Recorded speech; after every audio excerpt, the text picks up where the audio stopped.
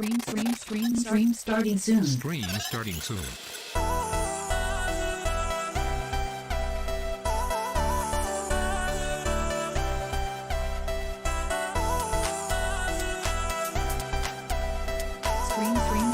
Stream starting soon.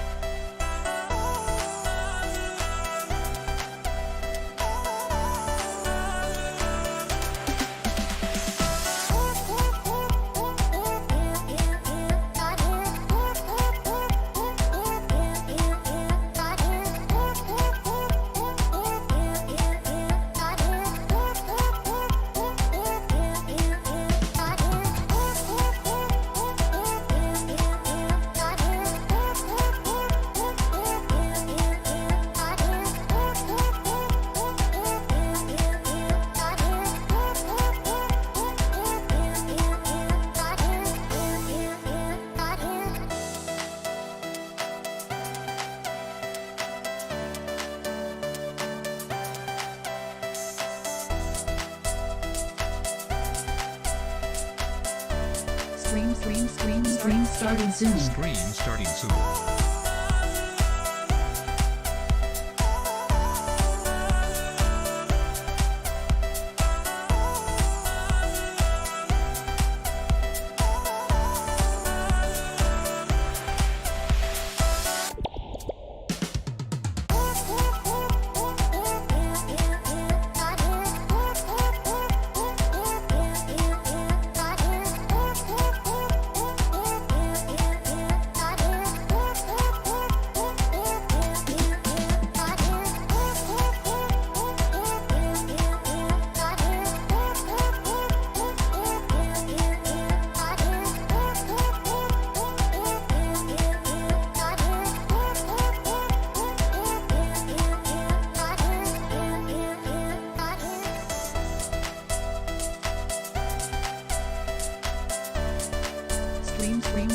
Stream starting soon.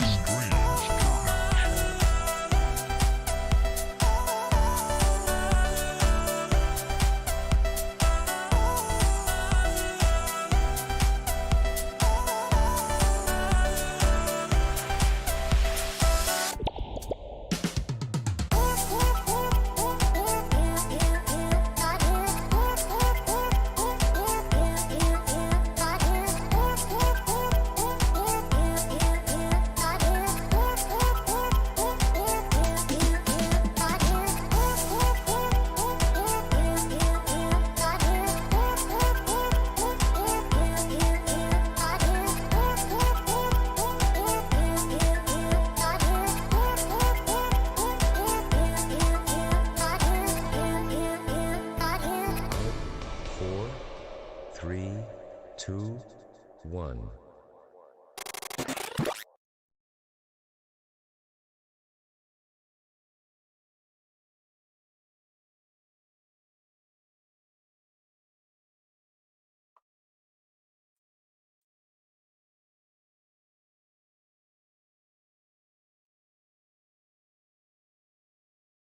Hello, everybody. Welcome to Teen Life. My name is Pastor Dan. I'm hoping our setup here is working. Let me know if you can hear me and see me okay in the chat. This is not our normal.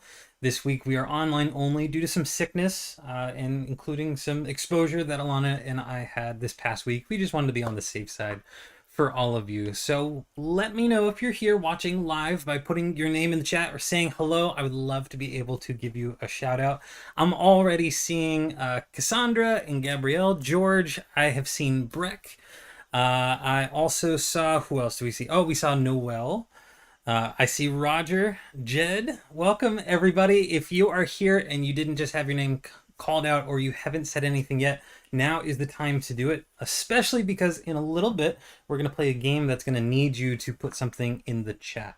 Now, you don't have to if you don't have a way of playing through the chat, but you can still play out loud. But we would love to be able to know that you're here and be able to interact with you. So if you have the opportunity, get ready for the live chat. Say hello. We'll be able to see you. I see John here as well. There we go. And George and Warwick, welcome. Thanks for joining too. Dolan, good to see you. I wasn't sure which Conley that was. So Dolan, it's good to see you. As we get going, let me give you an idea of just some of the things that we have coming up soon with Teen Life. First thing I want to call out is the student movement team. So originally we were supposed to have our first student movement team meeting this past Monday. I couldn't make it to that meeting, so that's on me. But that means our first meeting is this Monday. So if you signed up to be a part of the student movement team, you need to check your email. If you haven't replied back to me yet, I need to get confirmation from you that this is something that you want to be a part of. If you have gotten back to me, that Zoom link that I gave you will no longer be good. I'll send out a new link for this Monday. So we'll meet this Monday at 3:30 p.m. until 5 p.m. to go over our CPR, our create, our plan, our redesign, and then to go over a devotional for all of you. I'm looking forward to it. It's going to be a really good time. I was bummed that we couldn't do it this past Monday, but I promise you it'll be a good time this Monday if the Lord allows us to have it this week. A couple other things that are coming up is our Sing a Song of Christmas. So last week we had Mrs. Hendricks who came to Teen Life and told us all about it. If you want the details, I highly recommend you go look at the live stream from last week, find the announcement section, and listen to what she had to share. But you can find some basic details on the slide right here. It is a children's musical that we, the teens, are going to be helping out with. So that's Sunday, December 19th at 4 p.m. Mrs. Hendricks is looking for all sorts of help. So no matter what your personal skill set is, I am sure there is some way for you to help out. And it's an amazing opportunity to bless the kids in our church, to bless the adults in our church, and even bless the people around our church. So please consider whether or not you're able to help out. Even if you're not sure, reach out to Mrs. Hendricks and say, I think I want to. I'm not sure what it's going to be like. Can you tell me a little bit more about it? I am sure she'd be happy to tell you all about that. One other thing, and this is probably one of the more important ones for tonight, and it's this, that next week is our first breakout night of the year. So if you are not used to breakout nights, maybe this is your first year here with us. Maybe you just went into 7th grade, so you're here at Teen Life for the first time. Maybe you just heard about us and started coming, and you've never done a breakout night before. The details are that if you show up at the gym next week, you're not going to find anybody there. You're not going to find the normal chair setup. You're not going to find the camera. You're not going to find me. You're not going to find music. Nothing is going to be there. Instead, all of our different small groups are going to go do their own things with their small group leaders. You as a group have some say as to what you're going to do. So some groups are going to end up at their leader's house and play some board games and eat some food. Some people may go to the mall. Others may meet at a restaurant. Some may meet at the church because that's the easiest place to meet. And you're just going to have a good time together. But that means you need to get the details from your small group leader. So reach out to your small group leader and figure out the details of where you need to be next week. Okay, you got to remember. Otherwise, you're going to show up at the church and your parents are going to go, "Where is everybody?" And you go, "Oh, right, it's breakout night." So if you have, if you need to contact your small group leader and you don't know how to get in touch with them, contact me. You can find my email in the description of this video and I will help you get in contact with your small group leader. But most small group leaders should be reaching out to their groups to give some details. Don't wait until the last second. Get an idea of where you need to be next Wednesday soon. Cool. All right. There's one last thing that we need to talk about.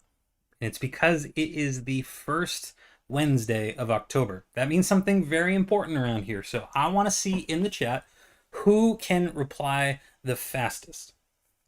So what is the first Wednesday of the month for Teen Life? Somebody tell me. Usually there's about a 30-second delay. So I mentioned that there'll be like a 30-second delay. Someone will hear it. Someone will take the time to type. Someone will put it in, and then there'll be another 30 seconds. I see Mahood Prey Plays. I can't remember who that is, but you are absolutely right. It is Birthdays. Breck coming in second. Then Bridie, Roger. Ooh, we have DC Pineapples. I'm not sure who that is either. You guys got it. Birthdays are tonight, so we want to wish a very big happy birthday to all of our October birthdays, which means now is the time to say if you have an October birthday. We will all love to wish you well and to be able to wish you a happy birthday this month.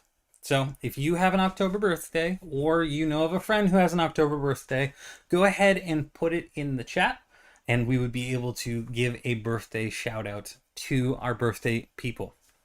While we do that, here is the time I really need your help in the chat because we're going to play a little bit of a fall get to know you game.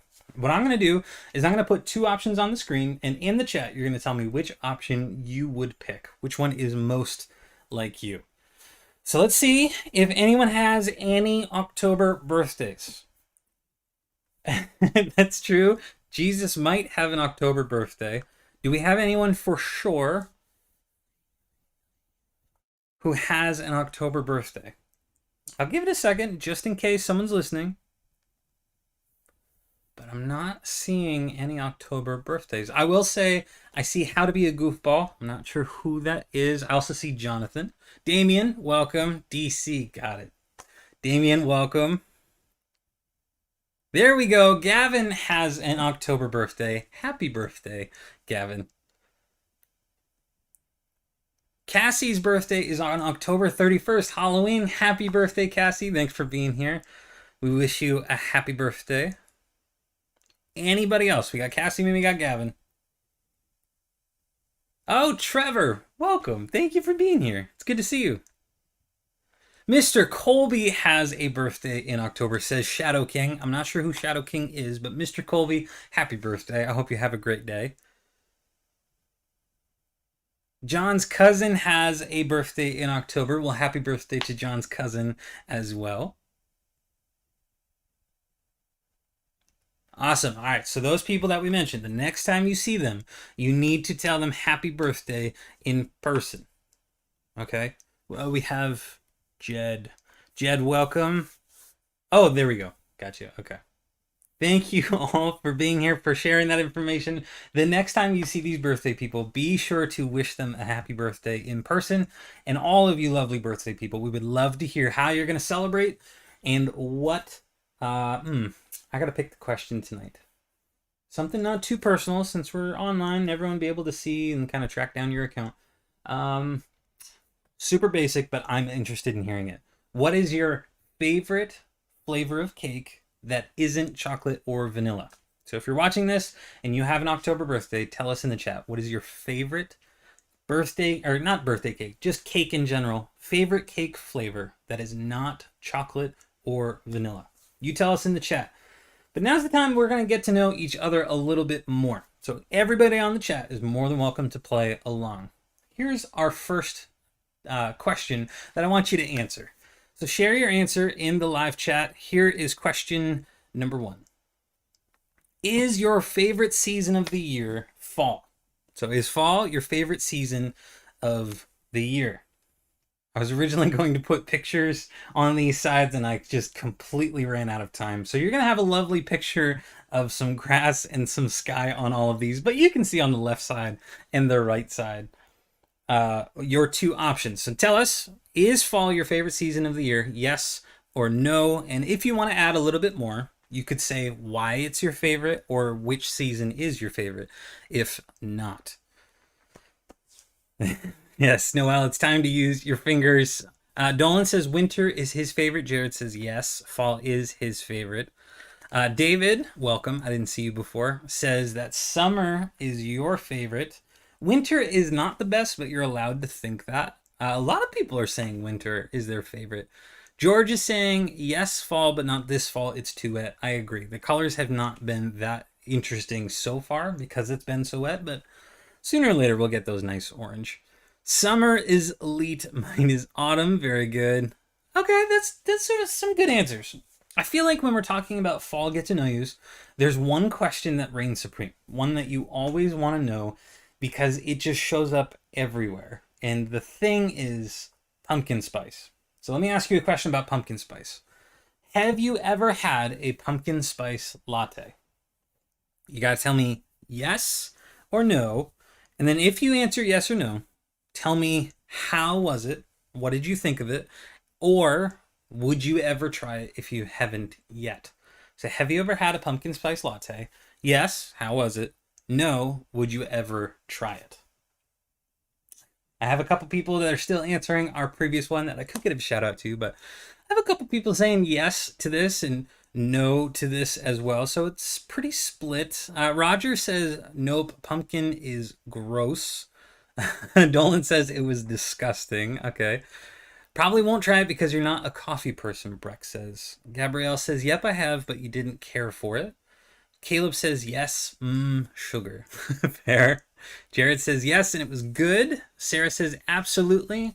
Not all the hype, but I like the flavors. I think that's a pretty fair response, all things considered. Super Spicy Gamer says, no, but I might try it. Shadow King says, I would try it. Cassie says, no, but I really want to try it. Fair. Okay. Georgia or Warwick, not sure who, says pumpkin is gross. I don't know if it's gross, but it's not my favorite. I'm probably pretty close to what Sarah thinks is. It's okay. It just doesn't necessarily live up to the hype. All right, let's try another question here. When the weather gets cold, which do you prefer? A hot drink or a cold drink? And if you prefer a hot drink, what would you get? If you prefer a cold drink, what's your go-to cold drink? So when the weather gets cold, which would you prefer? A hot drink or a cold drink? Oh, Super Spicy Gamers, Jacob. Jacob, welcome. Thanks for being a part of things here. Roger says hot. Breck says hot drink, hot chocolate. All right, that's a good choice. I love me some hot chocolate, especially Lake Champlain hot chocolate. And we found it when we went out there to Lake Champlain. Went to the chocolate place, had drinking chocolate, which is like even more decadent than hot chocolate. And it was amazing. And then we got a can of their hot chocolate. Oh, so good. So good.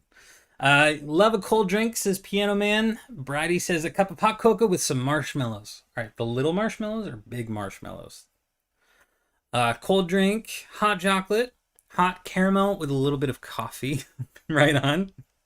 It's better for your body to have something that matches closer to the temp, but nah, hot. It's good to know it's good for you, even if you're not doing it, I guess. I like autumn, and I have had a pumpkin spice latte. Right on. Thank you for sharing.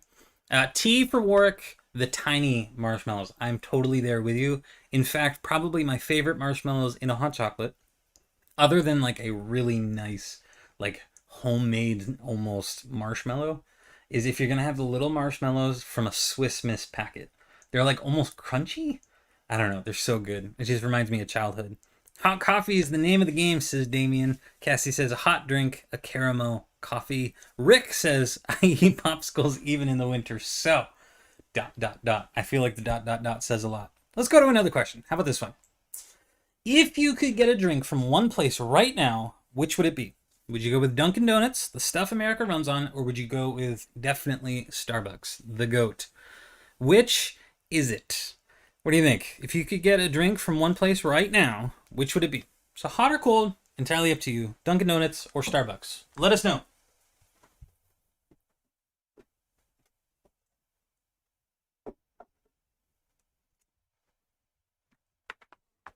Okay, I've seen a couple people say neither. That's pretty interesting to me. Which has better water is a good question. I wonder if people in the chat have an answer to that. A lot of people saying Dunkin'.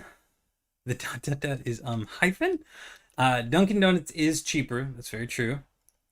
Rex says Dunkin' because I've never had Starbucks, and Dunkin's hot cocoa is good. Dunkin's hot cocoa is very good. Starbucks hot cocoa is also good, but it's a different kind of good. It's like a deeper good, whereas the Dunkin' hot cocoa is like a simple good. It's just like a comforting good. I don't know if that makes any sense. I'm sorry, but I love Starbucks, says Cassie. Sarah says Starbucks probably, but like teleporting because I'm not driving all that way. That's fair. They're currently building a Starbucks in Milford where I live, and I'm very excited about that because currently I would have to drive about 25 minutes to Starbucks, and soon it's going to be like 7 minutes away, which seems very dangerous for my wallet, but good for my taste buds. On the way back from work today, Alana got me a Dunkin' iced coffee, so that's what I'm currently drinking. So I don't have to wonder which way or the other. Let's go with another one. How about this question for you? Do your music choices change with the seasons? This one in particular, I'm very interested to hear about because I don't think I've ever talked with any of you about this. I don't really talk with you guys about music a whole lot. I think that should change because I personally listen to a ton of music. When I'm creating lessons for teen life or for Sunday school, I'm always listening to music. Every time I'm in the car, I'm listening to music. I have a guitar, an electric guitar, a bass, a mandolin, a banjo, and a ukulele right behind the camera. I don't know if you can see, but I have 2 keyboards right behind me. I love music, so I want to hear your thoughts. Do your music choices change as the seasons change? Let me know in the chat. David says somewhat yes, somewhat no. It's raining cornflakes. I'm sorry, I can't remember who you are. Says no, but that's an interesting concept. Gabrielle says not with the seasons, but with my mood. But Roger, that's a good point. Only with Christmas. I mean, the Christmas season, your music probably changes at least a little bit. Breck says yes, with 3 exclamation points. I've gone through different phases of music preferences in the past month. Fair enough. Caleb says, nope, Elvis all year long. Right on. George says, nope, I go through seasons of music, but they do not change with the seasons. Gavin just says, a flat no. Very precise. I like it. Sarah says, they never stay the same. It changes twice a month, but yeah, because school study music. Right on.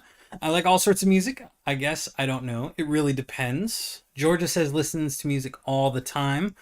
No, I don't think so. Nope, my taste in music hasn't changed for years. Wow. Trevor says no. I like playing the sax whenever I'm working on the electric tenor sax plans. Wow, that's awesome. I didn't know you played. That's really cool. It's raining cornflakes. Wendy. Sorry, Wendy. Thank you for being here, though, and for participating. Caleb says Starbucks in our answer to the previous question. Damien says, yes, music changes with the weather. Ashlyn, no, my music pretty much stays the same. That's awesome. Oh, I see John has a friend from Discord who is now watching the stream, so let me give a shout out to Caleb. Caleb, thank you for being here. It's awesome to have you. Thanks for participating. Snow means Christmas music. Okay, does it, though? Damien, let's talk about this for a second. Snow means Christmas music means you're listening to Christmas music well into March around here. And it means you're probably not starting until like mid-December, maybe even January. It makes me think of that Reliant K song that's like, it's always winter but never Christmas. Right?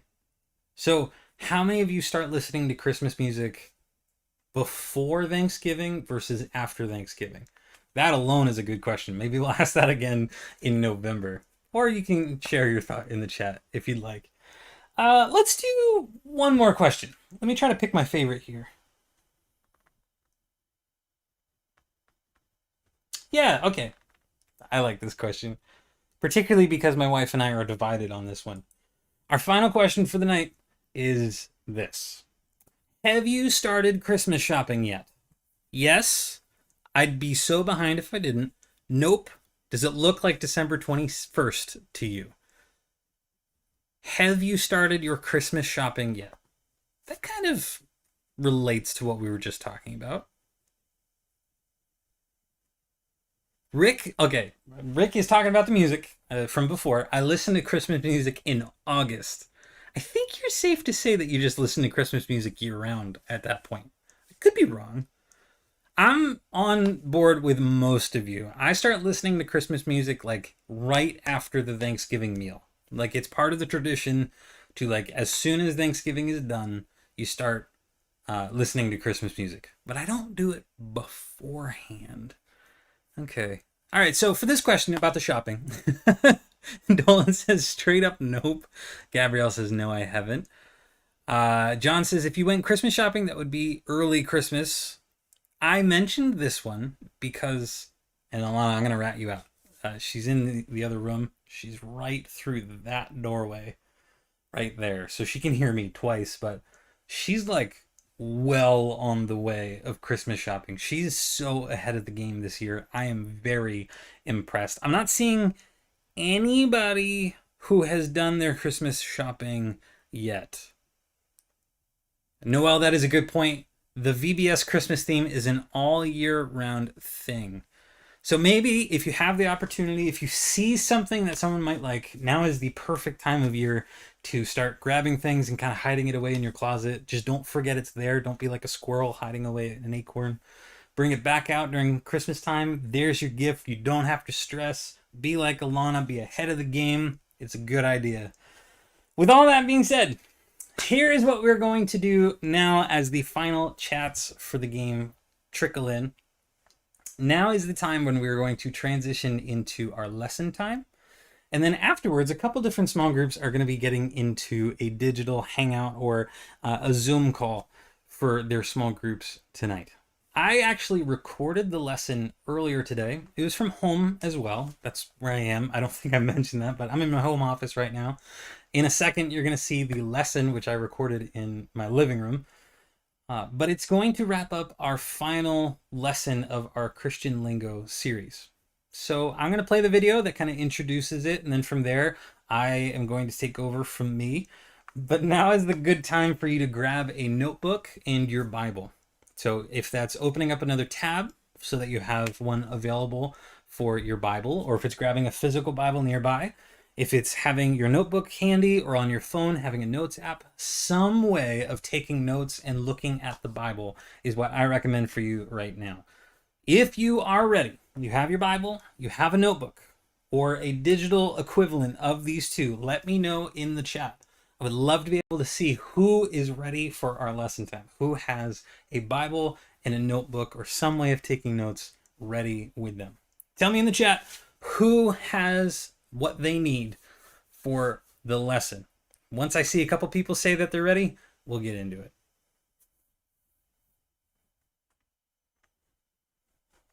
I'm seeing the stream lagged a little bit on my end. There we go. Dolan says he has his, Bridie has hers. Who else? Are you ready for our lesson time? Rick says, I'm ready. Noel's got him. David, Georgia, Warwick, Ashlyn, Gabrielle, Wendy, Trevor, now's a good time to go get it, man. Go grab a Bible. Or find a phone or something. Jed, Sarah, Roger, Cassie, Caleb, Sarah, Breck. That'd be a goofball. Yeah, there you go. The video is glitching. I'm sorry about that. I hope it smooths out for you in just a little bit. DC, right on. George, got him. All right, I think you guys are ready. Let's hop into our lesson time. I'll be on the chat with you while I do the talking. This is gonna be weird. Words. Those things we use to communicate with each other. How often do we use or hear words and not really know what they mean? Or we think they mean one thing and someone else thinks they mean something completely different. Knowing what a word means is 重要 important especially when it comes to our faith. There are a lot of Christian words we may think we know what they mean, but our ideas about them are actually only close, or not so close, or totally wrong. For this reason, I pray that you all, brothers and sisters in the faith, would comprehend with all grace and knowledge the daily conversation that transpires among the fullness of the saints. We want to make sure we know what we're saying. So let's study these Christian words from the Bible together.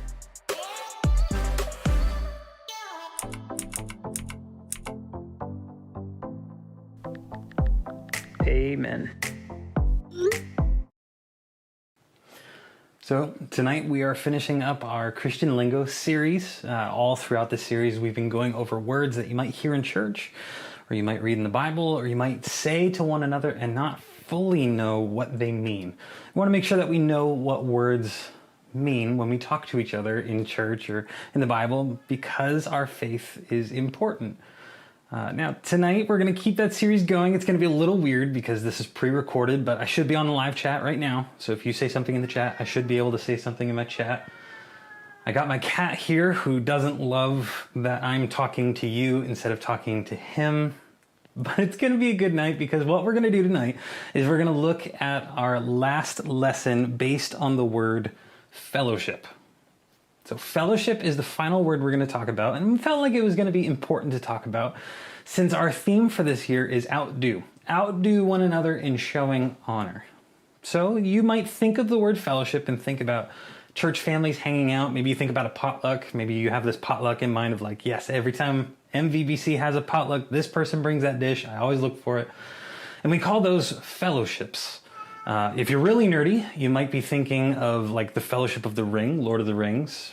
But fellowship is important. Important enough for us to spend a week talking about it, because it's a core part of what it means to be a Christian. So our big idea for tonight is this.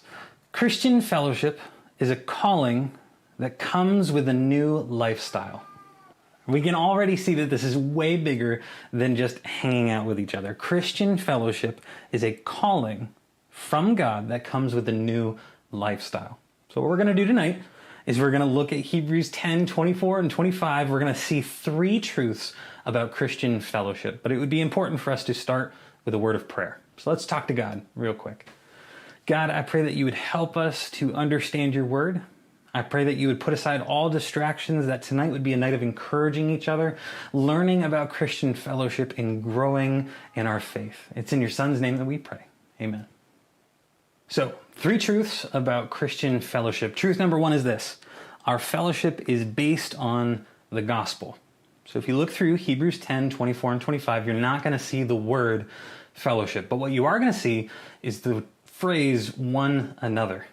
Take a look. In verse 24, it says this, "And let us consider how to stir up one another to love and good works." The one another he's talking about there is other Christians. It's Christians to Christians, and that's what fellowship is all about. The word fellowship means a partnership from sharing something in common, or you could say a community united by something. So think of partners, right? You got partners in crime. Probably not a good example of partners. You got partners in business. You have partners in a marriage. Christians are partners with one another. We have a partnership together that's meant to be mutually beneficial. It's from me to you, it's good, and from you to me, it's good. We are connected in a community, in a partnership. And he kind of tells us what is the basis of this partnership, where this partnership comes from. Take a look in verses 19 and 21. Because there he tells us that we have a confidence to go near to God because of the blood of Jesus. What he's describing is the gospel, that Jesus died in your place for your sins so that you could be forgiven and have a right relationship with God. If you have put your faith in Jesus, you have a connection with God that you can boldly and confidently go and have a relationship with God at any moment. We live in that relationship. And because of that gospel that has saved us and changed us, he says, let us do three things. So because we're saved, because we're changed, let's do these three things. He says, let us draw near to God, let us hold tight to the gospel, don't let it go, and consider how to stir up one another to love and good works. It's because we have the gospel that we should see how we can live out this partnership. What it's pointing to is a very important Bible truth, that the reason we are connected to each other is because of the gospel. There may be lots of different things that you and I have in common out on the outside, Maybe we like the same sports teams, we enjoy the same video games, we don't like certain things that are similar. You and I are going to have lots of differences. I have a red beard. I don't know that any of you have a red beard. Maybe someone who I don't know is watching this and you do have a red beard, but there are lots of different things that we have in common and there are lots of things that we have different. But if we are Christians, we are partners together. We're in the same community together. We have a connection with each other because of the gospel, am connected to God. And every other Christian on the planet is connected to God. And because of that connection to God, we are connected to each other. There's so many different ways that the Bible puts it, that we are brothers and sisters together. We're in the same family. We're a family of God. We are placed into the same water together. We are connected to the same tree together. We are bricks laid in the same wall. We are part of the same body. Whatever metaphor from the Bible you want to use, we are eternally connected to each other because we have the same faith. That more than just I claim the same thing you claim, we have been changed and saved by the same thing, and that cements our connection to each other. You and I are partners in the same community, and it goes way deeper than superficial or surface level stuff. So the first thing you need to realize is that our fellowship is based on the gospel. Our partnership is based on the gospel. And because of that, you need to see your connection to every other Christian based on that. Let the gospel be the foundation of your relationship with other Christians.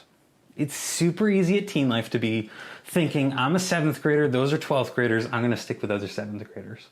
It's easy to think, I'm a senior, those are freshmen, I'm going to stay with other seniors. It's easy to say, they don't dress like me, or they don't talk like me, they don't do what I like to do, they're nerdy, I'm a jock, they're nerdy. And we come up with all sorts of different ways of separating ourselves, but we need to see that the most important thing is something we have in common.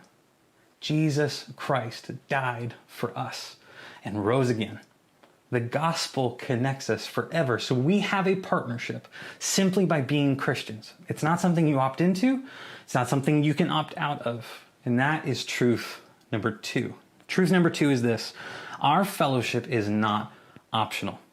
There are lots of things in life that you have options about, and there are a lot of options to choose from. So right now I'm filming from home, as I think I mentioned probably before in the live stream. That's our couch. That's where Alana and I will sit. We'll watch our TV, which happens to be over here. And we constantly, if we don't have something picked out ahead of time, we'll sit down with our food, be eating dinner. We'll open up Netflix and we'll just scroll and scroll and scroll and scroll and look after show after show after show. And before we know it, we're done dinner and we haven't even picked something to watch. There are so many options. And that's just watching TV. You can see behind me, I have a bookcase. I have a ton of books to choose from. Every moment of every day, I have options about how I can spend my day. And I have options about how I'm going to think and the attitudes I'm going to have. Life is full of options. But one option you do not have is to have fellowship with other Christians. First, because the gospel has put us in this community together, you don't have the option of not being partners with every other Christian. You are partners because of the gospel. But he goes even further than that. Take a look again in Hebrews 10, 24 and 25. It says this: "And let us consider how to stir up one another to love and good works, not neglecting to meet together, as is the habit of some." So if you were to neglect something, it means to not care for it properly. So if I'm going to neglect my house, I'm not going to have folded blankets and nice pillows. They're going to get all tattered, be all over the place. I'll give you a spoiler. I just fixed those up so that Alana wouldn't kill me about filming here. I'd have dishes all over the place and trash all over the place. Eventually the house would fall apart from neglect. If a parent neglects a child, they're not taking care of that child and feeding that child and training that child and discipling that child. We are not supposed to neglect our partnership. And this isn't a suggestion. It's not, if you feel like it, if you like them, if you have other things in common, then make sure you work on that partnership. It's saying that you have a partnership, and because you have that partnership in a community of other Christians, because of this fellowship, do not neglect to meet together. So maybe you're thinking, well, I'm on Teen Life stream right now, or I'm watching this later. Maybe you think, I go to Teen Life every Wednesday. I even go to Sunday school. I go to church. I'm meeting together. I'm good. I can move on from this. But the truth is that you can still show up and not meet together. Think about times in your life where maybe you've gone to church and your hood's been up the whole time. You walked in, you sat down, you sang the songs, you heard the sermon, and you left. You didn't really talk to anybody. You weren't meeting together. Think about times where you put on a smile, you put on a mask, and everything was happy, and you went in and you walked out, and you didn't really talk with anybody about anything serious. It's just all small talk. You didn't meet together. To meet together goes beyond just showing up. It means connecting with one another. It means working on the partnership that we have. I mean, he tells us that in this passage, that the opposite of neglecting meeting together is considering how we can stir one another up to love and good works. That you can show up to church and Sunday school and teen life and Bible studies and life groups and still not be meeting with other Christians if you're not working at that partnership. So let me ask you, do you connect? Are you one of those teens where it's hood up, don't look at anybody, don't talk to anybody, I'm just going to do my business? Maybe you even serve on the worship team and you walk in, you practice, you lead worship, you sit through the lesson, and you're done. I would challenge you to go deeper. And I can speak from personal experience. The way that I went through youth group for the majority of my time was to show up, stand in the corner, wait for other people to talk to me because I was too nervous to talk to anybody else, listen to the lesson, kind of talk in small groups enough so that the leader wouldn't call on me, hang out with a couple friends, play a couple games, and leave. I was neglecting the partnership that I had with every other Christian there because I was so focused on things that made me different from other people, or ways that I wanted to be more like other people. Do you connect? When you're around other Christians, do you get to know others and let others get to know you? Do you encourage each other? Are you spending time with one another? Are you getting into those relationships and deepening relationships with other people while you're at church, while you're at teen life? Do you spend time with each other outside of church to meet together and to grow each other and encourage each other, be there for each other, and know each other and be known by each other? This fellowship is not optional. We are in this partnership and we're meant to be active in this partnership, helping each other. One way that I think we can put it that will help stick with our minds is this: are you building up or just showing up? Are you showing up to church things, or are you actually trying to build each other up? And that leads us into our third truth. Our third truth is this: our fellowship is about building each other up as sin tries to tear us down. That's point number 3. Our fellowship is about building each other up as sin tries to tear us down. All of this could be very confusing if you're still thinking of fellowship as hanging out and having a potluck. You might be thinking, why is this so important? Why does God care so much? Why is there this Bible verse about us hanging out with each other? Well, it's because it's not just hanging out. That's a part of it, and that's how a lot of this happens, but something bigger is going on. There's a reason why God cares about whether or not we're active in our fellowship. And it's this. I want you to picture a sandcastle. Maybe I'll even put one on screen later. I haven't decided, but I want you to picture a sandcastle. You're at the beach right now. Okay, maybe not right now. It'd be a little cold right now. Back this summer, you're at the beach. Maybe some of you, I'm getting sidetracked. Anyway, sandcastle. You are building this sandcastle. Somebody comes over and just kicks the tar out of it, knocks a corner of it down.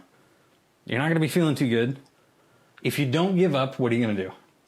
You're going to start building it up again. You are going to build up that sandcastle. Then the kid comes by again and kicks it again. You're going to be really angry. You're going to start looking for parents. You're going to start protecting it, and you're going to get protective of the sandcastle because as you're trying to build it up, someone else is trying to tear it down. You are that sandcastle, and your friends are that sandcastle. Every other Christian you've met is that sandcastle. That sin, according to Hebrews chapter 3, is actively trying to tear you down and pull you away from God. Sin is lying to you constantly. So Hebrews 3 tells us what the antidote is. The antidote is to be built up by being encouraged by other Christians. As sin whispers lies in our ear, we need Christians who come around and tell us that's not true. Here's why you know it's a lie. Don't believe it. I'm here to support you. That is fellowship. That as sin tries to tear us down, is coming around and kicking us down, we come around to others and build them up and protect them from that sin. There is no such thing as a lone wolf Christian. We need each other. I need you, you need me, you need everybody else who is watching this live stream. We need each other because sin is trying to tear us down and lying to us constantly. We need the encouragement of other Christians. We need fellowship. That's what we're talking about when we're talking about Christian fellowship, because those are the stakes. You are meant to think hard and work hard on encouraging and building each other up because sin is constantly clawing at us. That's what it says. Take a look again in verse 24. It says, "And let us consider how to stir up one another to love and good works." I love the way that begins. Let us consider. It doesn't just say let us stir up, but it's saying think about it. Think about who you know, think about what they need, think about where they're being attacked by sin, think about the blessings that are in their life right now, think about what you know about each other, and then think about how you could stir them up, provoke them, get them going, push them to love and to good works, to love God, to love others, to love their neighbor as themselves, to love instead of hate, and to love God instead of sin, and to do good works. Instead of living in sin, how can we provoke each other to do the right thing? Instead of being apathetic, instead of being lazy, instead of being on our own, instead of just living our lives however we want, instead of just vegging on the couch, how can we encourage each other, get each other to do good works? We are supposed to work hard, think hard, plan hard about how I can stir you up to love God, love others, and to do good works. You do that every time you encourage someone with a bit of truth from the Bible. You do that every time you share a Bible verse. You do that whenever you call out sin in your friend group. You do that whenever you weep with those who weep and rejoice with those who rejoice. You do that when you speak the hope of Jesus into someone's life. You do that when you have good, clean fun together instead of evil. We do that together when you get together with your friends and have God-glorifying times of enjoyment together. When we spend time together. Sometimes it's confessing. Sometimes it's rejoicing. Sometimes it's weeping. Sometimes it's that encouragement. Sometimes it's support. Sometimes it's calling each other out. All of it is about that fellowship. Working on our partnership together to build each other up, to be more like Jesus, to love like Jesus, instead of listening to sin's lies. That fellowship is about building each other up because sin is trying to tear us down. So let me ask you, do you receive this kind of encouragement, this kind of building up from others? Do you let people do that in your life? Again, if you're that person who's struggling to connect with other Christians, then probably not. Because it means that other people are going to have to know what's going on in your life. Not everybody. But mentors, your parents, specific people in your life that you're open to and honest to, and allow them to tell you when you're wrong. Allow them to tell you when you're believing a lie instead of the truth. Allow them to encourage you in the faith. Allow them to hold you accountable and allow them to push you forward. Do you let other people speak into your life and build you up because sin is trying to tear you down? But also, do you build others up? Do you make time in your day to spend time with other Christians? Are you only spending time with unbelievers, unchristians who cannot build you up in this way? But do you spend time with other Christians helping them to grow outside of teen life, outside of church? Do you spend time with each other? Do you send texts to support and speak truth? Do you go out of your way to help people believe Jesus instead of believe sin? Simple things like, are you willing to share a Bible verse with somebody? Are you willing to look at who is lonely at Team Life and walk up to them unprompted? Are you looking for who's sitting alone and asking if you can sit with them? Are you asking questions about how others are doing and actually meaning it? Is there time in your life for you to fellowship, to be a partner together who works on growing instead of being teared down by sin? Those are our three truths. And with those in mind, because we can all grow in this, because we all need to be careful about this, because we all need to consider, like this verse says, because we all need to be careful that we're not neglecting to meet together, like this verse says, because these are the stakes, I have a challenge for you. Here's my challenge. I challenge you to connect with two people in unique ways this week, in ways that you haven't done before. I want you to connect with one person who can encourage you. Somebody who can speak into your life, you can be honest about what's going on, and you can find help for your spiritual walk, to allow someone to work with you. And I want you to find somebody that you can connect with for their benefit, to encourage them. So one person who can encourage you, one person that you can encourage. I want you to see that you have a partnership, a connection, a community around you. Not one that you need to build up, one that you already have if you're willing to tap into it. That fellowship of all Christians because of the gospel, based on the gospel, rooted in the gospel. That this fellowship and living actively in this fellowship is not optional. It's not a choice. We have to do this. And three, it's for everyone's benefit. That we build each other up because sin is trying to tear us down. I want you to think about that this week, recognize those truths, and to work on this challenge. To allow time in your life to reorient your person or your schedule and see the importance of this. That fellowship is a calling because of the gospel that comes with a whole new lifestyle. Put some time in your day to live out this fellowship and encourage one another and be encouraged by others. It is something that we need because we need each other. I hope that lesson was helpful for you. Before we end the stream for the night, there's a couple things I want to do, and I want to ask you two questions and then let you know something. Actually, let's flip that. I want you to know that if you are watching this stream for the very first time, you've never had any sort of interaction with Merrimack Valley Teens before, you've never heard from me, Pastor Dan, before, I want you to know that you are invited. You're invited every Wednesday night to join us in person or to watch online. Right here on this YouTube channel, every Wednesday night, we stream what we do in person at our church. Every Wednesday night, we have a game and lesson and music. We get together in small groups to talk about the lesson and to talk about how our lives are going. So if you've never been before, I would love for you to join us because we care about you. Even if we've never met in person, I care about you, and I want you to get to know Jesus, our Savior, God in the flesh. So be sure to check out some of our old videos and join us next Wednesday as well. But before we hop off, I want to ask two questions based on our lesson tonight.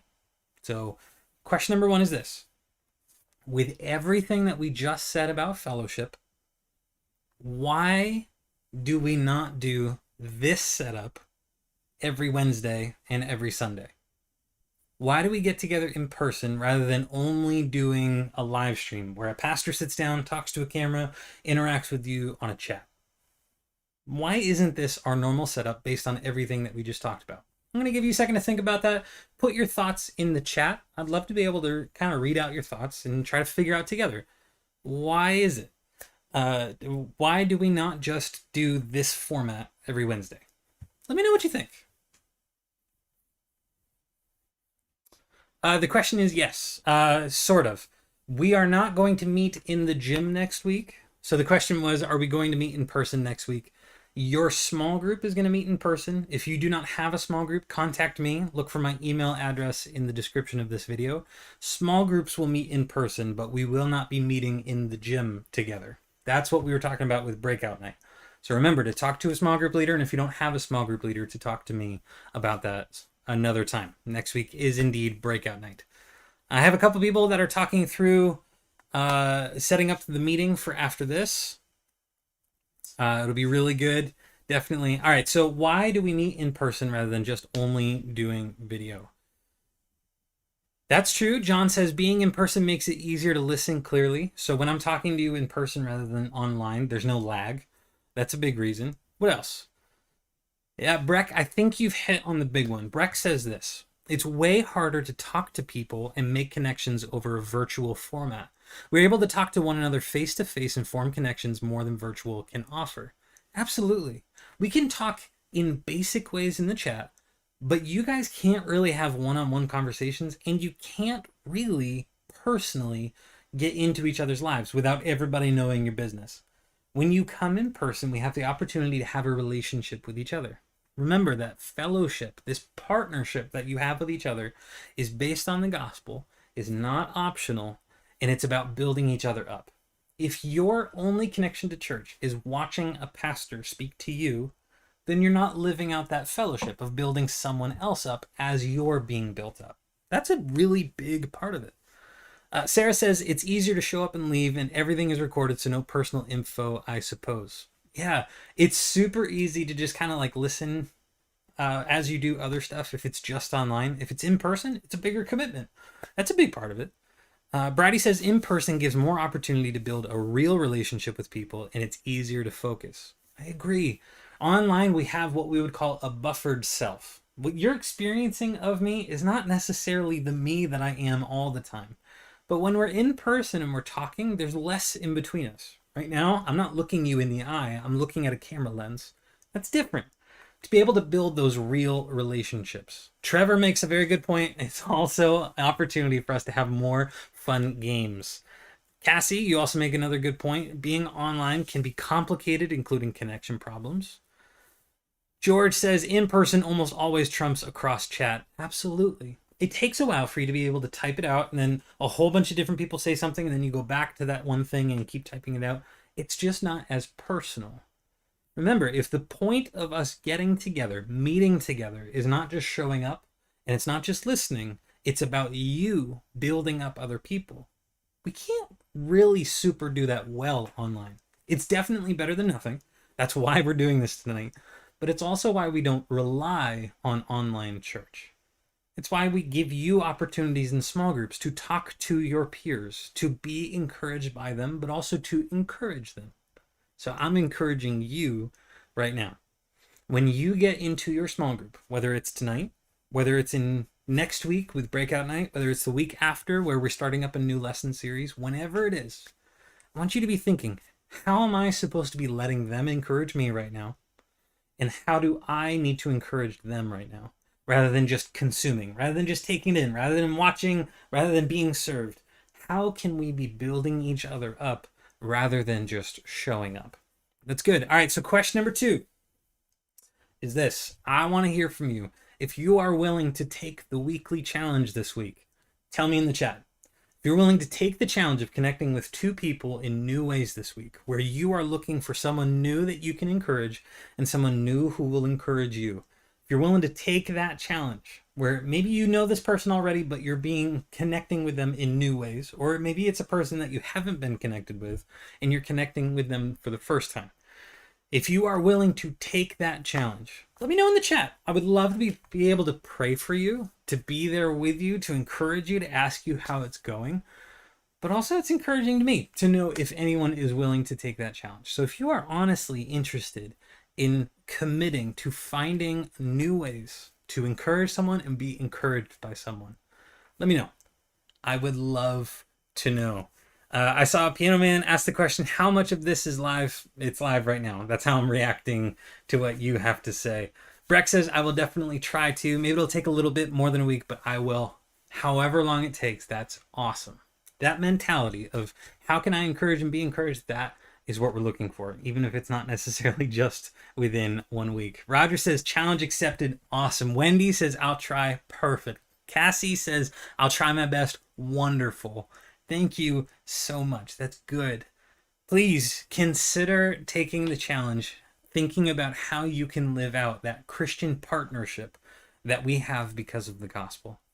Lastly, if you have any questions about teen life, about breakout night, if you have questions about the lesson, we had lots of questions about blue books that were going on. We had questions about, questions about blue books on the shelf behind me. So I want to answer that question really quickly. One question was, I think, what was this? This is Moby Dick. This is The Gospel Comes with a House Key, a book that I'm reading right now. So if you're wondering what that blue book was, it's this. But if you have any other questions about me, about teen life, about MVT, about breakout night, about what it's like to be a part of a Christian fellowship and fellowshipping with each other, questions about the lesson, let me know. I might not be able to answer every question on the chat right now, but what I can do is if you send me an email through the email address in the description, I can reply to you and we can talk about it sometime soon. Everybody, thank you so much for being here and being a part of Teen Life Live tonight. It was a different format, and honestly, I think it was a great time. Let me just take a look in the chat and see if there's any last minute stuff. But if you feel like you are good to go and your group is doing small groups tonight, now is a good time to head over. Let me take a look in the chat, see if we have any last minute questions. Oh, I see other people, Georgia or Warwick, saying that they'll try. Jonathan says going to try. That's awesome. Bridie says, yes, I'm always happy to build relationships. I just struggle starting them. Starting them is hard. Here's a tip. Be curious about the person. Don't assume you know everything. And then find something that you two can do together rather than just kind of stand around. That's why we have games. Piano Man says, how do I get in touch with my leader? Piano Man, you got to remind me, who are you? And that will help me know how I can help you. So Piano Man, who are you? Dolan, if your leader has not reached out to you, you're probably not having your group meet tonight. But what you can do is if you have contact information for other people in your group, you guys can do your own thing as well. You don't have to wait for a leader to set up a Zoom call or a Google Hangout or a chat or a Discord. If you have some way of setting something up, you can do that too. That's totally okay as well. Sarah asks, where in Hebrews 3 was that? It's Hebrews 3, 12, and 13. It's kind of the bookends of Hebrews. So Hebrews 3, 12, and 13, and then Hebrews 10, 24, and 25 are two of the most key passages about why fellowship is so important and why it's so much more than just a potluck. John says it looked like a Nintendo DS. Yeah, no, unfortunately. Or 2DS. Noelle asked a question further up on the chat. Let me take a look.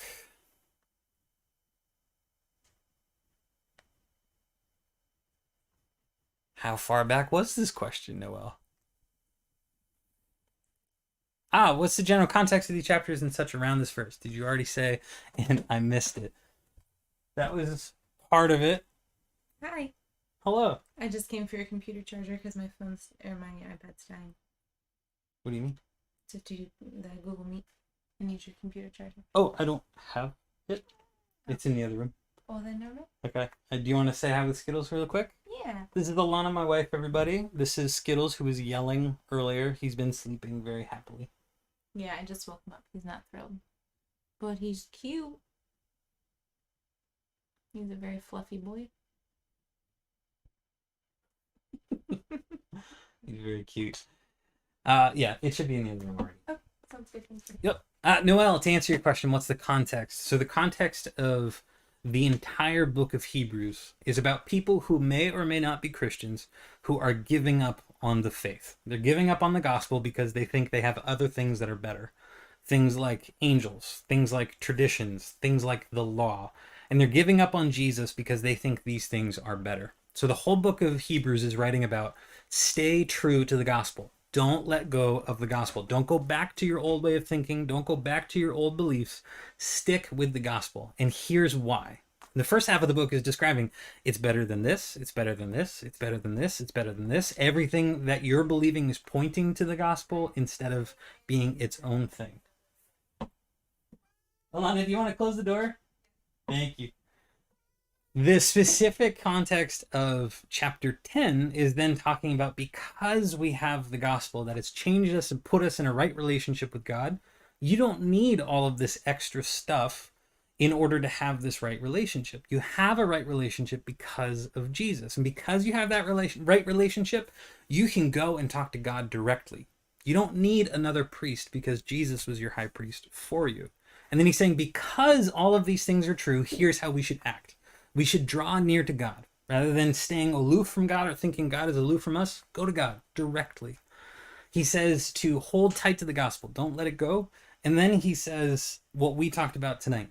Consider how you can help others. Instead of just letting other people wander away from the gospel, think about what you can do to keep them from believing sin's lies and to keep them believing the gospel. In a nutshell, that's the context of those chapters. Let me see what other questions we got, see if there's anything else we need to talk about. Oh, Piano Man is Timothy. Timothy, right on. Sorry about that. John, I'm sorry about that. There we go. The plaques behind me are sick. Thank you, Logan. What else we got? Passcode for Zoom might be Colby. Okay, there we go. Skittles, hi there. I love my cat. My cat is 16 years old, and he's still a young little whippersnapper who runs around. He is a great guy. There we go. All right, I think that's all the questions. So if you are a part of Mr. Colby's group, I think you have some information there. Yeah, Skittles is indeed a boy, a 16-year-old boy. Currently, you see how his eyes are locked on? He's looking at himself. I kid you not. He's looking at the monitor and like, that's another cat. That is Dan holding another cat. And he's a little bit freaked out. His heart's pumping. If you have a small group meeting tonight, now is a good time to hop off. If you have any questions, I'll stick on to the live stream for just a little bit longer. Don't forget about breakout night next week. Student movement team, we have our first meeting on Monday. And then if you want to help out with the musical, contact Mrs. Hendricks. Let me know if you have any other questions or thoughts. Feel free to hang out in the chat. Even after I'm gone, I'll let it run if you want to talk. But if you have your own Discord, you can open it up so that people can hang out. If you have a Zoom, set that up. And then if your small group's doing something, now's a good time to head over there. Yeah, Logan, this cat is as old as you. I don't know who's still over there. Dolan, if you have any contact information for anyone who might be in your group already over in the meeting, you may want to reach out to them. Most of them might be gone from this live stream at this point. Yeah, we can talk about you helping out with the tech crew. When we get back to in-person in 2 weeks, so next week will be breakout night, so we won't have any tech next week. The week after, talk to me in person. We'll see what we can set up. The church does not have a Discord now. The cat is 16 years old. He's a pretty young guy still here. He acts young, but 16 is pretty old for a cat. Alana's childhood cat lasted till 18. This cat came from my family. We got him when I was 13, 12, somewhere in there. So he's an old boy. He's been through a lot. How old can cats get? It depends on the cat. The more purebred a cat is, the younger it lives. On average, that's true for pretty much any domesticated animal. Cats will live anywhere from 14 to all the way up to like 20 years old. There's some like really like award-winning cats that are like 27 years old or something like that. But those of you who are heading out, thank you so much for being here. Take care. He's a very floofy boy. His hair gets everywhere. He is who you heard yelling at the beginning of the lesson tonight. 38 years old. Rick, did you have that information off the top of your head? Or did you like look that up? Because that's impressive. I think How to Be a Goofball is spamming the chat. Interesting. Video is acting up. Yeah, that makes sense. I think the laptop's ready for the stream to end. When we were live streaming a lot 2 years ago, right? 2 years ago? A year ago? Something like that. A year and a half ago. There was a tradition, so let me continue that tradition.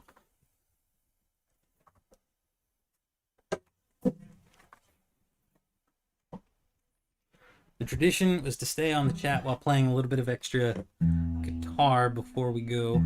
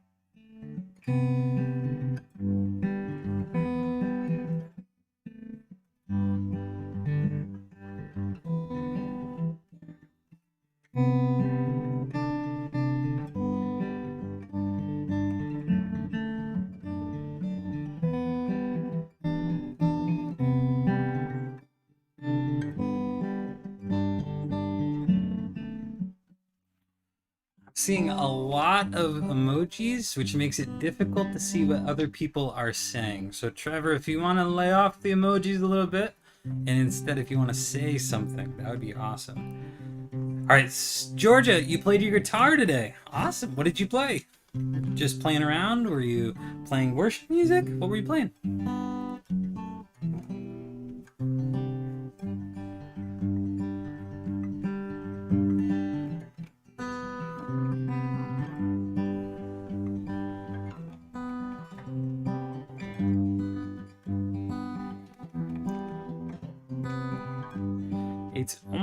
8 o'clock. So let me ask you this. If you're still here and you're still on the live chat, tell me, what is your normal time that you go to bed? I'm curious. Brady, you played your uke today. Very nice. What were you playing? Trevor, don't spam the chat, man.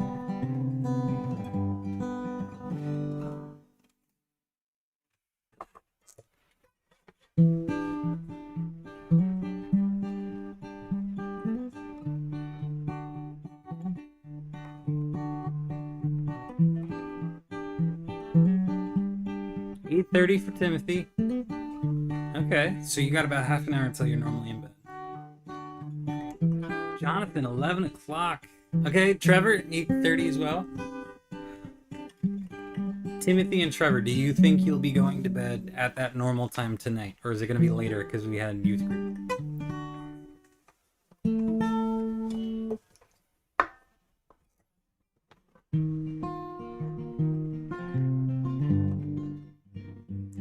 Gavin, honestly, I'm kind of surprised that you go to bed at midnight. I kind of expected you to be up later than midnight. I'm not gonna lie. Logan, around 1 a.m. See, that makes sense to me. Soapy Says Games, can you remind me who you are? Because you're up to 3 a.m. depending on what's happening. That is late. Okay, Timothy, you think it could be later tonight?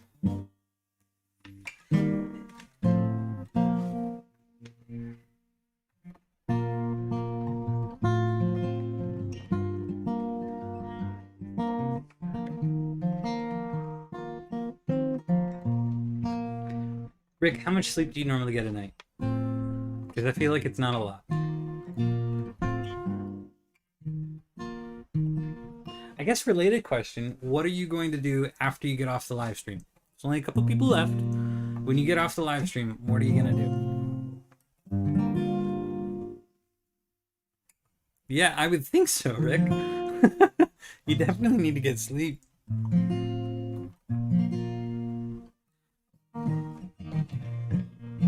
Do you catch up on the weekends, Rick? Sleep in 6 or 7 hours constantly. Soapy Says is Sonia. I thought so. Thank you. Timothy, have a good night. Thank you for being here. Trevor, God bless you as well. Jonathan, that's a good thing to do. I gotta do that tonight. Play a Tom Clancy game. Which Tom Clancy game?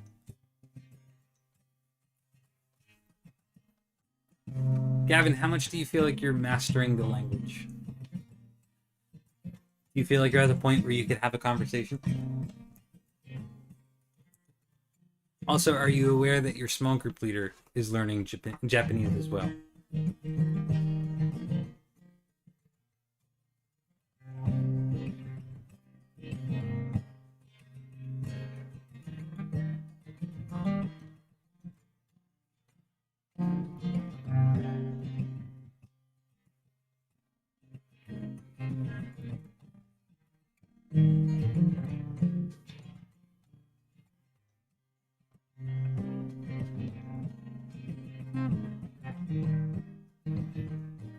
Study Latin. That's a good language to learn. That'll help you with a lot of other languages. Ghost Recon Breakpoint. I don't know that I've played that one. I've played many a Ghost Recon in my day. I think the first one I played was PS2. Probably still have that somewhere.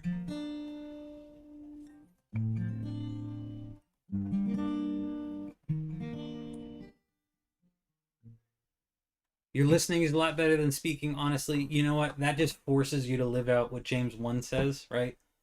Be quick to hear, slow to speak, slow to anger. So there you go. You don't have any other choice but to be quick to hear and slow to speak. Maybe there's a benefit to that.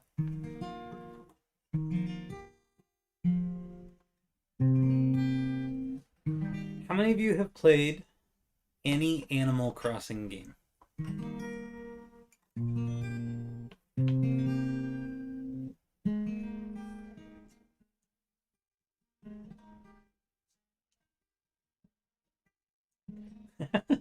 Fair enough, Sonia. Rick, what does that mean? I'm told that a good free app for learning another language slowly, but basics, is Duolingo. I've done it a couple times. It seems like a cool way of learning. I don't know how fully effective it is, but I like it. Not a sponsor.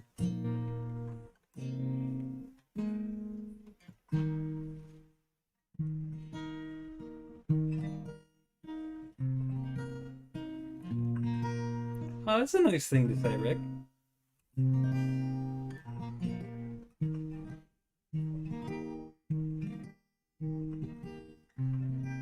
Gavin, have you played the most recent one, which is it New Horizons? Is that the most recent one? I think it is. I like it a lot. Sonia, what video games have you played, or what's been your favorite video game that you have played? I'm very interested in hearing.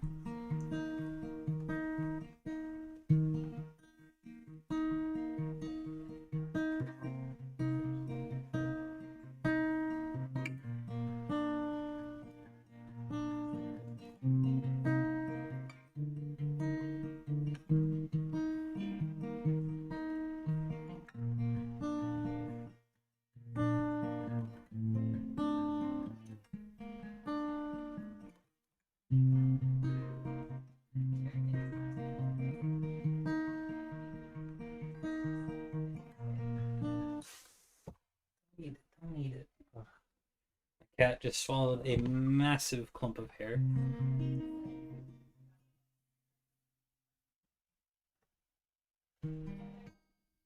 I like Zelda Breath of the Wild. Jonathan, that is one of my all-time favorite games.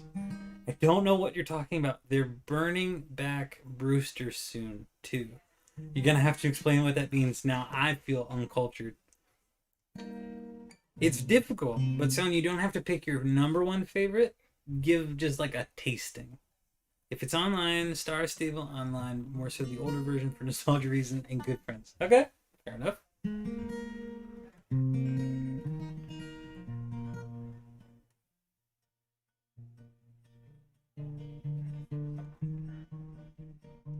So Rick says, we translate sentences such as certain men, however, say that death is sweeter than life. And therefore let them not order this very wise and very good woman to depart from the dinner. Fascinating. Rick, where do you hope to use this in your life? Your knowledge of Latin. It can be good for linguists. Personal games, probably RDR2, pets, horses 1 and 2, and maybe Scribblenauts. That is a wide range of games. Oh, okay. Bringing back Brewster. That makes sense. That's awesome. Okay. So, Rick, are you just taking it because you have to?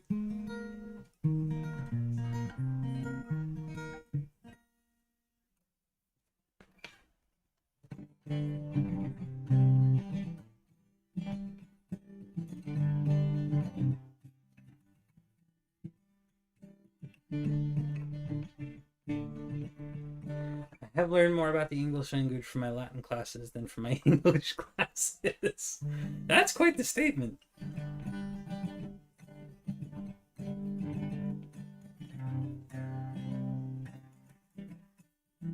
2K and FIFA are solid choices. My all-time favorite sports game is MVP Baseball 2005. It's very old now, obviously, because it's 2005 and it really would have come out 2004. But it's so good. Logan, I take it that Animal Crossing is not your digs.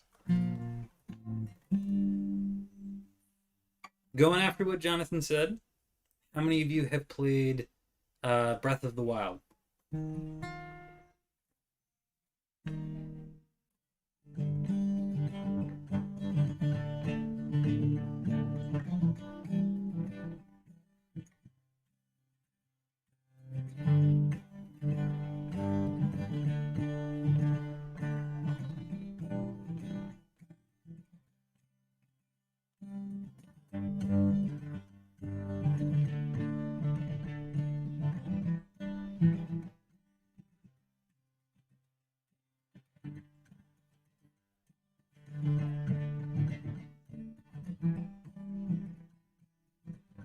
Rick, if you have any trivia to share about language, let me know, because I regularly spend my free time watching YouTube videos and listening to podcasts about language. I find language fascinating.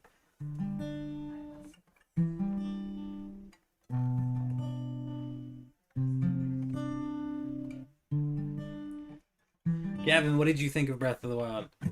Logan says, yeah, I'm more of a first-person shooter guy, like Call of Duty, Tom Clancy games, stuff like that. Fair enough, fair enough. Rick says, fun fact, the longest word in Latin is something that I cannot pronounce, which means with the overly critical people. I had no idea. The PS2 game Scooby-Doo Unmasked. I've never heard of it. That seems interesting. There is an old school game store in Warner, New Hampshire that I like to frequent. He is the nicest guy, and he has a fantastic collection. And I've slowly been building up my collection of old school games. Luigi's Mansion 3 is a wonderful game. I like that game a lot. My sister and I have been playing it together.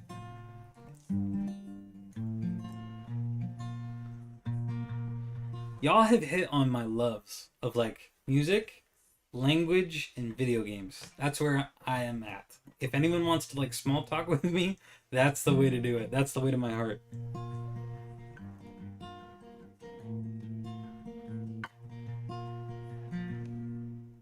That is solid. You would pronounce it as subductus superkill carptor ipus bus.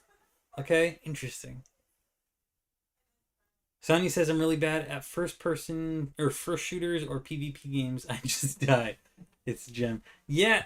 Okay, so online games are difficult because if you don't get it day one and don't spend all of your time on it, you're gonna die constantly. That's how I felt ever since like Modern Warfare 2 with Call of Duty. If you just don't spend your life on it, you don't really stand a chance. There are games that get around it, but I feel like a lot of the Call of Duties fall into that. Logan says, I'll play Mario games purely for nostalgia. Brings me back, I guess. Fair enough. I think Mario games are what I have the most of. I love me some Nintendo. Oh, I do have Ghost Recon. Yeah, Ghost Recon 2 is what I have for PS2.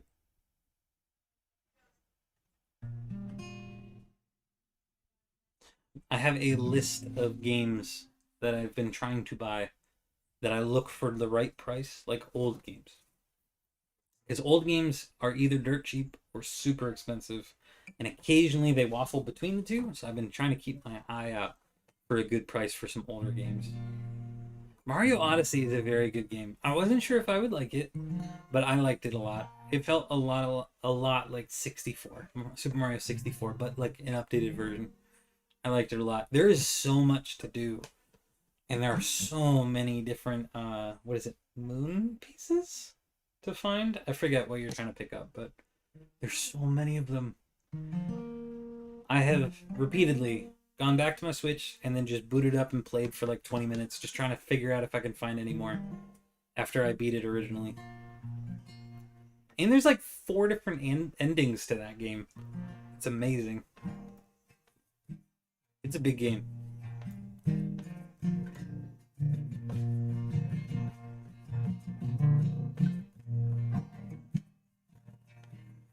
Did any of you go to the Deerfield Fair?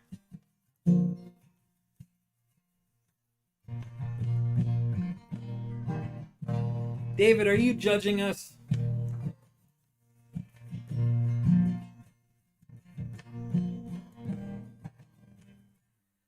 I suppose that's fair. I was just thinking the other day, Gavin, that I needed to go back and play Galaxy again. How do you feel about Galaxy 1 versus Galaxy 2? Because I remember liking Galaxy 1 better.